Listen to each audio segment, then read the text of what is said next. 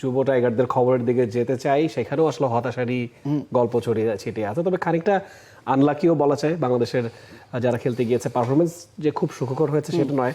তবে নিউজিল্যান্ডের বিপক্ষে ম্যাচটায় যদি বৃষ্টি না হতো, যদি বাংলাদেশ জিততো, ওই যদি কিন্তু সমীকরণে আবার ফিরতে হচ্ছে। যদি কিন্তু সমীকরণে গিয়ে আসলে লাভ হবে না, কারণ ভারতের বিপক্ষে ম্যাচটায় আপনার জয়ের খুব ভালো সম্ভাবনা ছিল। ডিএল মেথডে আপনি 18 রানে হেরেছেন, শেষ 50 বলে সম্ভবত 55 রান দরকার ছিল, হাতে 8 উইকেট ছিল।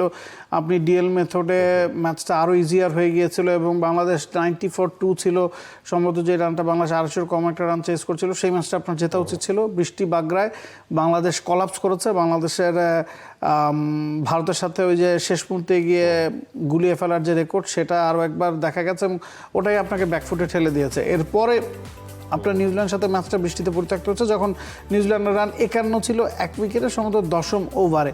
ওই ম্যাচটা বৃষ্টিতে পরিত্যক্ত হয়। যে নিয়মটা আছে যে গ্রুপ পর্ব থেকে আপনার 3টা দল পরের পর্বে যাবে, সুপার 6-এ যাবে। Which is the world-class cable brand? Walton Cables, নিরাপদ আগামী সংযোগ। সুপার 6-এ গিয়ে আপনি মাত্র 2টা ম্যাচ খেলার সুবিধা পাবেন এবং গ্রুপ পর্বে আপনি যে দলগুলোর বিপক্ষে জিতবেন সেই দলের পয়েন্ট কাউন্ট হবে। মানে যেই দলগুলো গ্রুপ পর্ব পেরিয়ে সুপার 6-এ উঠবে সেই দলগুলোর পক্ষে পয়েন্ট আপনার কাউন্ট হবে। তো বাংলাদেশ 1 পয়েন্ট নিয়ে এসেছে নিউজিল্যান্ডের সাথে পরিত্যক্ত ম্যাচের 1 পয়েন্ট। ভারতের সাথে তারা হেরেছে, হ্যাঁ, ইউএসের সাথে ম্যাচটা কাউন্ট হয়নি। আপনি খেয়াল করে দেখেন, ওই যে পরিত্যক্ত ম্যাচটার পরে বাংলাদেশ 3য় ম্যাচে যুক্তরাষ্ট্রকে হারিয়েছে, যেই ম্যাচের পয়েন্ট সুপার 6-এ কাউন্ট হতো না। আপনাকে ইংল্যান্ডকে হারাতেই হতো, জিম্বাবুয়েকে হারাতেই হতো। ইংল্যান্ডের বিপক্ষে আপনি আবার কলাপস করেছেন। তার মানে হচ্ছে আপনি নিউজিল্যান্ডের বিপক্ষে ম্যাচটা হয়নি সেটাকে দোষ দিতে পারবেন না। আপনি ভারতের বিপক্ষে হেরেছেন, ওকে ফাইন। নিউজিল্যান্ডের বিপক্ষে খেলা হয়নি, ওকে ফাইন। ইংল্যান্ডের সাথে যদি আপনি জিততেন, সেক্ষেত্রে জিম্বাবুয়ের সাথে আপনার জেতার কথা, আপনি সেমিফাইনালে দৌড়ে ভালো মতো থাকতেন। ইংল্যান্ডের বিপক্ষে ম্যাচটা মাস্ট উইন ছিল, সেই ম্যাচও আপনি কলাপস করেছেন। সেক্ষেত্রে ভাগ্যকে দোষ দিয়ে আসলে লাভ নাই। দোষ আপনি যেটা দিতে পারেন যে ভ্রমণ ঝক্কি, হারারে থেকে বুলাওয়ে, বুলাওয়ে থেকে হারারে, হ্যাঁ, মাসাভিঙ্গা। বাংলাদেশ প্রথম ওয়ার্ম আপ ম্যাচটা খেলেছে সম্ভবত মাসাভিঙ্গাতে, যেটা হারারে থেকে 8.5 ঘন্টার দূরত্ব বাসে। বাংলাদেশের প্রথম ম্যাচ ছিল বুলাওয়েতে, হারারে থেকে বাংলাদেশ বুলাওয়েতে নিজেদের খরচে প্লেনের টিকিট করে যায়, কারণ এবারের অনূর্ধ্ব-19 বিশ্বকাপে হারারে বুলাওয়ে না, ডোমেস্টিকে কোনো ফ্লাইট দেওয়া হচ্ছিল না।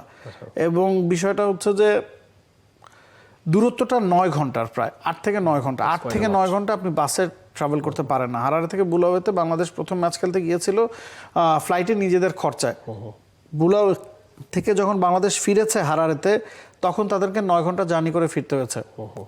এরপরে 3য় ম্যাচটা বাংলাদেশ খেলেছে বুলাওয়েতে, সেইখানে খেলে আবার তাদেরকে হারারে থেকে বুলাওয়েতে যেতে হয়েছে। বাংলাদেশ ইংল্যান্ডের সাথে ম্যাচ খেলেছে বুলাওয়েতে, ওখান থেকে আবার এখন বাংলাদেশকে 9 ঘন্টা ট্রাভেল করে জিম্বাবুয়ের সাথে খেলতে হারারেতে আসতে হচ্ছে। তো এই জিনিসগুলো অন্য দেশের ক্ষেত্রে হয়নি। ভারত প্রতিটা ম্যাচ বুলাওয়েতে খেলেছে, পাকিস্তান প্রতিটা ম্যাচ হারারেতে খেলেছে। শুধুমাত্র ভারতের বিপক্ষে ম্যাচটা খেলতে তাদেরকে বুলাওয়েতে যেতে হচ্ছে।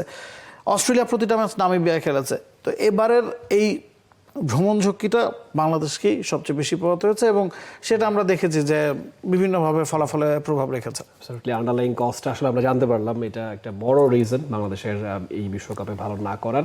For more updates, subscribe to our YouTube channel and click on the bell icon. Follow us on Facebook and Instagram. Download T-Sports app to enjoy exciting games and highlights. Visit tsports.com.